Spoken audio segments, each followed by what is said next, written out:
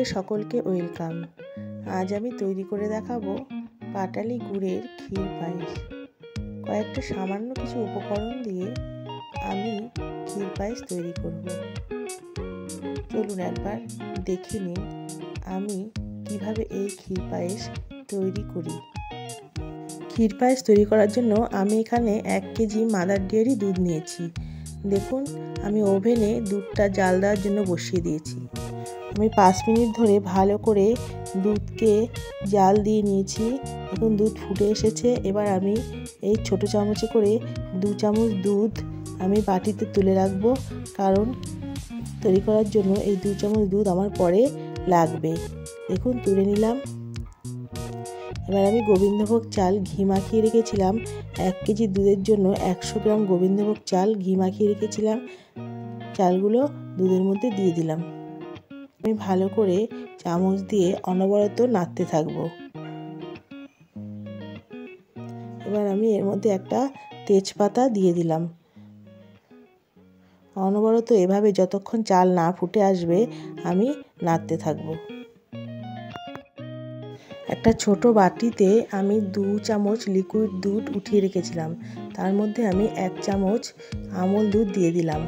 এবার লিকুইড দুধের সঙ্গে আমল দুধকে ভালো করে মিশিয়ে নিলাম। পরে আমি পায়েস হয়ে এলে আমি এটা দিয়ে দেব।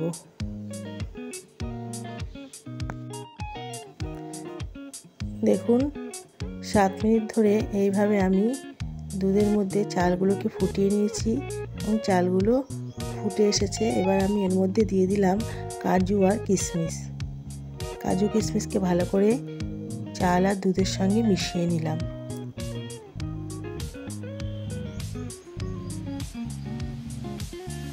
এবার আমি 250 গ্রাম পাটালি গুড় ভেঙে রেখেছিলাম, এর মধ্যে 250 গ্রাম পাটালি গুড় দিয়ে দেব।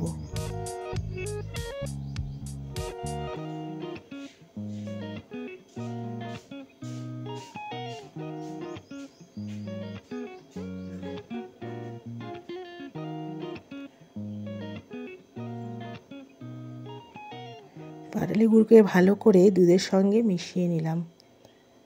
আরও 2 মিনিট এইভাবে আমি পাটালি গুড়কে দুধের সঙ্গে মিশিয়ে নেব, তাহলে একটা সুন্দর কালার আস্তে আস্তে চলে আসবে। দেখুন গুড়কে মেশানো হয়ে গেছে, আস্তে আস্তে কালারটা আসছে। এবার আমি এর মধ্যে দিয়ে দেব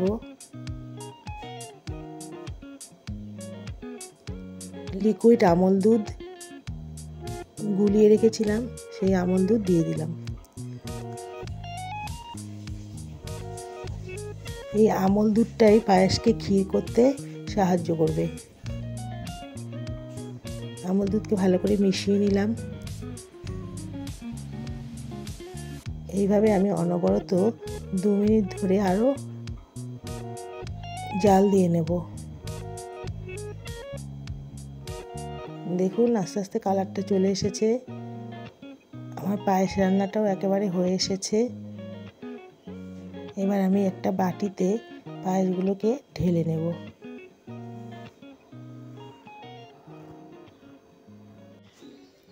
দেখুন আমার ক্ষীর পায়েস রান্নাটা এরকম হয়েছে।